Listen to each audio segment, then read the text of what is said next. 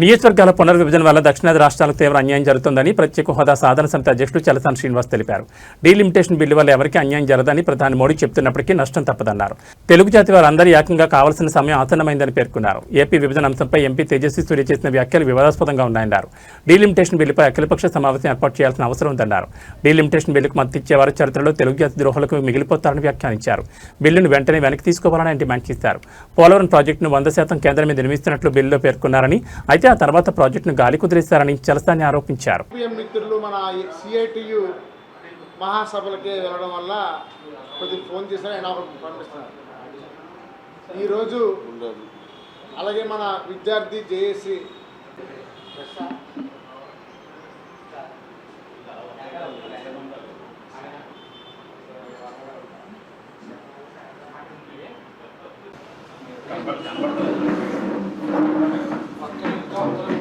So కనుక అలా కాకుండా మనకు మొదట జనాభా ప్రాతిపదికన అన్నారు, అది తప్పు అని చెప్పి జనాభా ప్రాతిపదికన దక్షిణాది రాష్ట్రాలకు జనాభా తక్కువ ఉందని చెప్పి ఎవరైతే నిర్ద్వందంగా అన్ని రాష్ట్రాలు ఖండించాయో వెంటనే వాళ్ళు ఏమన్నారు, 50 పోరాటం చేయాలి. అంతేకాని ఇప్పుడున్న పాలక పక్షాలన్నీ కూడా హనీ ట్రాప్లో ఉన్న చంద్రబాబు నాయుడు గారు కానీ, లేదా జగన్మోహన్ రెడ్డి కానీ, లేదా మా పవన్ కళ్యాణ్ గారు కానీ సనాతన ధర్మం గురించి చెప్పుకుంటున్న ఈ ముగ్గురు కూడా ఈ నరేంద్ర మోడీ గారు బీజేపీ ఉన్న హనీ ట్రాప్ నుంచి బయటికి వచ్చి సౌత్ ఇండియా మరణ ఒకటి సౌత్ ఇండియాగా మారబోయే పరిస్థితులు రాబోతున్నాయి.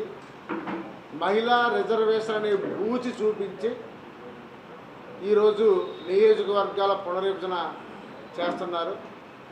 ఇది ఖచ్చితంగా దక్షిణాది రాష్ట్రాలని తీవ్రమైన ఆర్థిక క్షోభంలోకి నెట్టబడడానికి చేస్తున్నారు. ఎన్ని అంశాల మీద మన చలసాని శ్రీనివాసరావు గారు మాట్లాడతారు.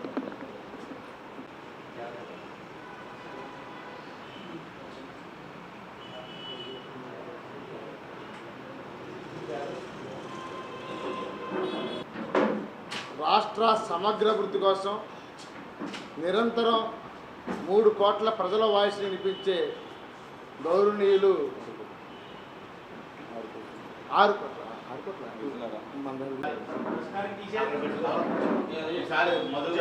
మర్చిపోయినా మా ఆఫీస్లో పెట్టారు. పిఆర్ భవన్లో మా ఆఫీస్ పిఆర్ భవన్లో పెట్టకపోయా 50% లెక్కేస్తే 23.5 వస్తుంది. అంటే మన కేంద్ర ప్రభుత్వాలలో మనకు వాటాను కానీ, మన కేంద్ర ప్రభుత్వం నుంచి మనం మెడల నుంచి మనం అధికారంగా కానీ మనం సాధించిన హక్కులు కోల్పోవడంలో మన దక్షిణాది రాష్ట్రాలు వెనకబడి ఉంటాయి. మిత్రులందరికీ నమస్కారాలు. ప్రత్యేకవాద విభజన హామీల సాధన సమితి రాష్ట్ర అధ్యక్షులు ఆంధ్రప్రదేశ్కి మీ యొక్క దళాన్ని నిర్మించి ఇండివిజువల్గా మీ ఓటు వేసి మీరు ఆత్మప్రబోధానం ఓటు వేసి సౌత్ ఇండియాని గెలిపించి సజీవంగా ఆశలు ఉంచాలని 50 సంవత్సరాల దాకా మనం ఈ యొక్క తీర్మానాన్ని మార్చుకోలేని విధంగా మన తీర్మానాన్ని మనం మార్చుకోవడానికి వాటా 131 సీట్లు అండి. 131 సీట్లు అంటే ప్రస్తుతం 543 సీట్లలో 24.1% ఉంది. 50% సీట్లు పెంచినట్టయితే మనకు వచ్చి వాటా 192 సీట్లు. ఆంధ్రప్రదేశ్ రాష్ట్ర చరిత్రలో తెలుగు జాతి గమనంలో ఫిబ్రవరి 20వ తారీఖున చూసాం 2014.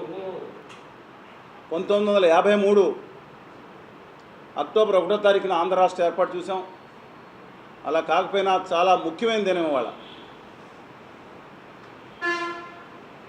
కేంద్రంలో గుమా వ్యాపారులు మీడియాలన్నీ కబ్జా చేసుకుంటుంటే ఆంధ్రప్రదేశ్లో స్వతంత్ర మీడియా ఉండడానికి, దక్షిణాదిలో అద్భుతంగా తమ వాదన వినిపించే మీడియా ఉండడానికి గర్విస్తున్నాను. ఈరోజు కేంద్రంలో బిల్లు ప్రవేశపెట్టారు, డీలిమిటేషన్ బిల్లు. గౌరవ ప్రధానమంత్రి మోదీజీ గారు నిన్న మాట్లాడుతూ ఎవరికి అన్యాయం జరగదన్నట్టు మాట్లాడారు. తర్వాత గౌరవ హోంశాఖ మంత్రి గారు మాట్లాడుతూ 50% ఆశ్వాసన ఇస్తానన్నారు. నిన్న గొర్రెలు కొన్ని బయలుదేరి గుజరాతీలో పాటలు పాడుకుంటా దయచేసి వాళ్ళ రాష్ట్ర హోంశాఖ మంత్రి, దేశ హోంశాఖ మంత్రి గారే హామీ ఇచ్చారు, దీన్ని నమ్మకపోతే పార్లమెంట్ నమ్మకపోతే ఎవరు నమ్ముతాడు రా, బుద్ధి లేదురా అని తిడుతున్నారు ప్రజల్ని. నేను చెప్తా ఉన్నా, మాకు మైండ్ దొబ్బలేదండి, ప్రజలకు కూడా ఇంకా అన్నీ అర్థమవుతున్నాయి. మీరు మాకు హామీ ఇచ్చారు, ఎప్పుడు పార్లమెంట్లో ఎవరిచ్చారు హామీ? హోంశాఖ మంత్రులు సుశీల్ కుమార్ షిండే గారు హామీ ఇచ్చారు ఆంధ్రప్రదేశ్కి. ఎవరు దాని మద్దతు ఇచ్చారు? గౌరవ ప్రతిపక్ష నేత శ్రీ అరుణ్ జైట్లీ గారు. దానికి బల్లగుద్ది మద్దతు ఇచ్చింది ఎవరు? ప్రకాష్ జావదేకర్ గారు, తర్వాత మంత్రిగా ఉత్తర భారతీయ జనతా పార్టీ సంబంధించిన వ్యక్తి. దాని ఉత్తుంగ తరంగాలు ఇంకా నిలబడాలని చెప్పింది ఎవరు? వెంకయ్యనాయుడు గారు.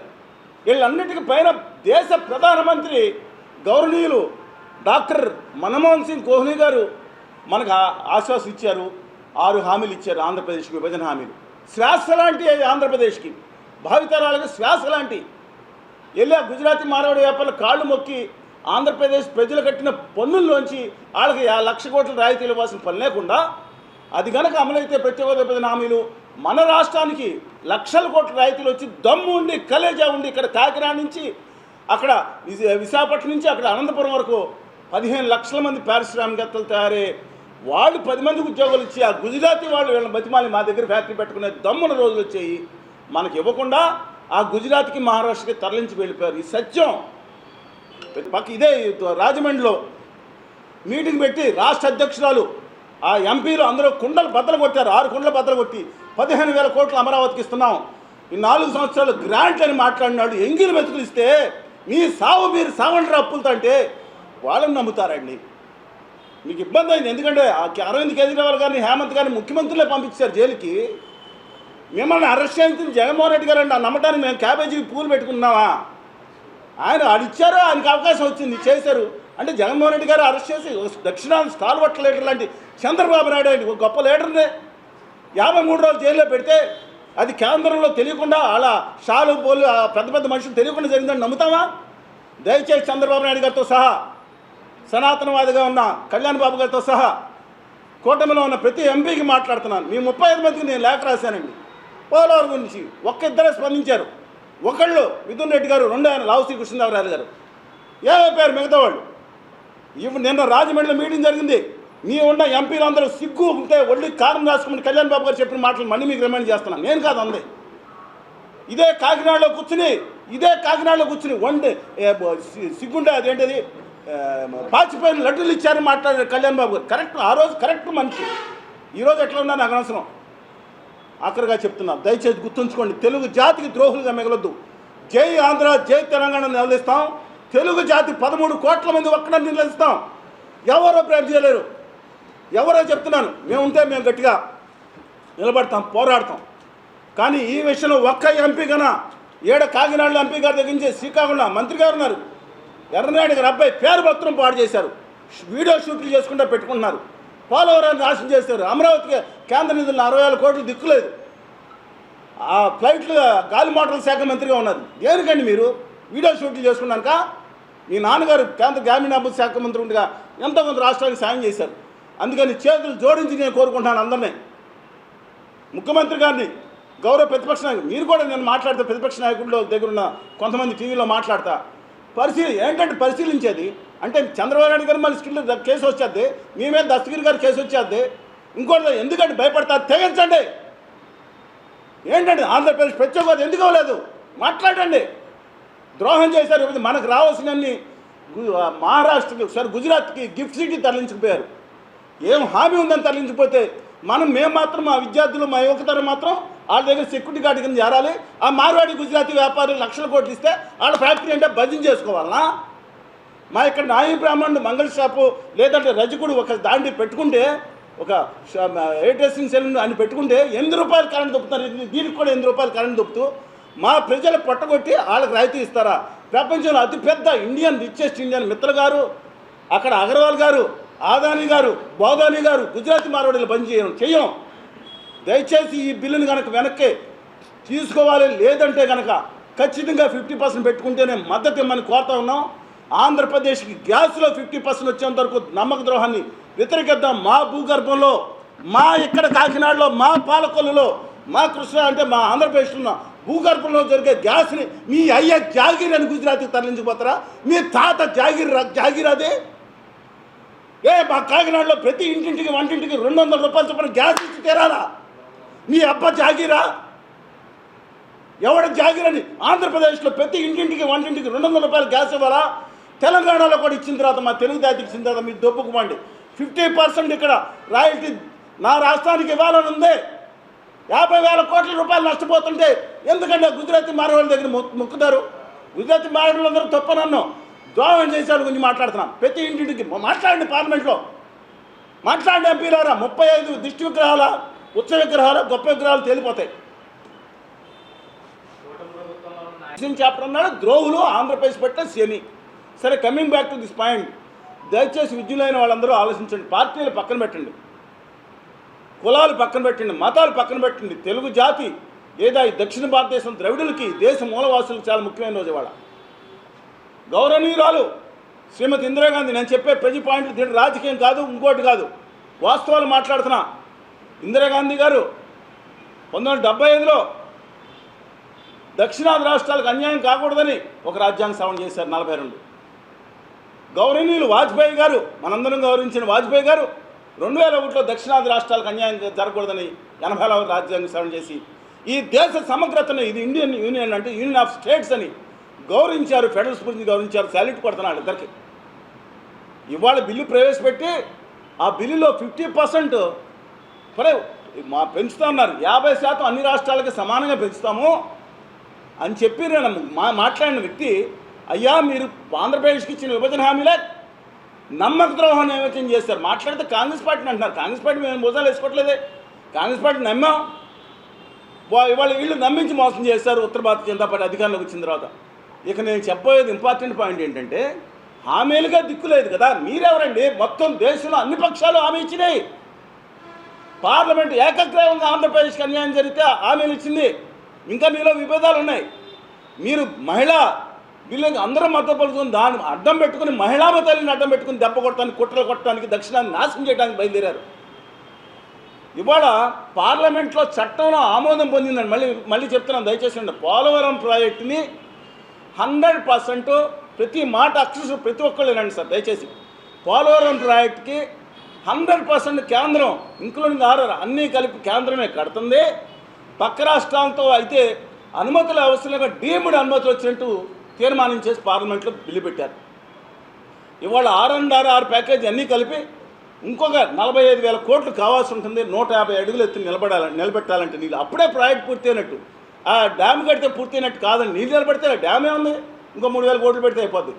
ఈ నేపథ్యంలో చట్టంలో పెట్టిన దాన్ని మీరు దెబ్బ కొట్టి దుర్మార్గంగా 2025 బడ్జెట్లో దొంగదారిని 8వ అంకంలో ఈ ప్రాజెక్టు 135 అడుగులు డెడ్ స్టోరేజ్కి పరిమితం అయిపోయినట్లు రాసి దొడ్డిదారిని ఆమోదిస్తే గుర్రాలకి పళ్ళు తవ్వుతున్నారా అడ్డగాడిదిల్లు కాగా అని నేను అనకపోయినా, ఆ రోజు కళ్యాణ్ బాబు గారు మాట్లాడారు.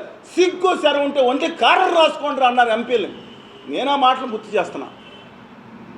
ఆయన ఉత్తర శరీరాన్ని సనాతనవాదిగా మారిపోయింటారు. ఆయన మాటలు అక్షర సత్యం. దక్షిణాదికి మోసం జరుగుతున్నమాట, ద్రోహం జరుగుతున్నమాట వాస్తవం.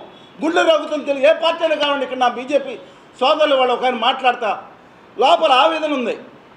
తెలుగు బిడ్డ కదా, ఇక్కడ తెలుగు జాతిలో పుట్టిన బిడ్డ కదా, గుజరాతీ పాటలు ఎందుకు పాడతారు? నేను అడుగుతున్నాను. మా చట్టంలో పెట్టిన మా పోలవరాన్ని ఈ ప్రపంచ చరిత్రలో ఎక్కడా లేనట్టు 135 అడుగులు లిమిట్ చేస్తా బడ్జెట్లో దొడ్డిదారిన ఆమోదించుకుంటే పార్లమెంట్లో ఇవాళ మొత్తం ప్రాజెక్ట్ కాస్ట్ 80,000 కోట్లు అయితే 32,000తో ముగించేశాము. మిగతాది మీ సావు మీరు సావండి అంటే ఏం చేయగలిగాం మనం? లావు శ్రీకృష్ణదేవరాయలు గారు బ్రహ్మాండమైన పేరు పెట్టుకున్నారు. రత్త గారు మీరు మీ పేరు అద్భుతంగా మంచిదే. ఇవాళ ఏం మాట్లాడారు మీరు? 50% నమ్మాలి మీకే. మీరు పార్లమెంట్లో మాట్లాడింది మర్చిపోయారా? మీరు పార్లమెంట్లో లాస్ట్ టైం ఏం మాట్లాడారు? నిలదీస్తారు, ఎందుకు మర్చిపోతారు? గౌరవ ముఖ్యమంత్రి చంద్రబాబు నాయుడు గారికి గౌరవ ప్రతిపక్ష నాయకుడు హోదా లేకపోయినా 39.37% వచ్చింది. గట్టిగా ప్రతిపక్ష నాయకుడు హోదా ఇవ్వటం కాదు, మీకు హోదా గురించి పోరాడకూడదు, ప్రత్యేక హోదా పోరాడాలి. మీకు కానీ సనాతనవాదిగా ఉన్న కళ్యాణ్ గారికి కానీ దయచేసి విజ్ఞప్తి చేస్తున్నా. సోదరు తెలంగాణ రాష్ట్రంలో రేవంత్ రెడ్డి గారు, హరీష్ రావు గారు, ప్రవీణ్ గారు, తర్వాత సాంబశివరావు గారు, జాన్ వెస్లీ గారు మొత్తం పార్టీలన్నీ కూడా ఏకతాటిపై ఉంటే మీరెందుకండి ఇలా చేస్తారు? ఇంకొకటి మాట్లాడదలుచుకున్నా, స్వయంగానే ప్రత్యక్షంగా ఒకవైపు రాజ్యసభకు సంబంధించి సమాజ్వాదీ పార్టీ వాళ్ళు కూడా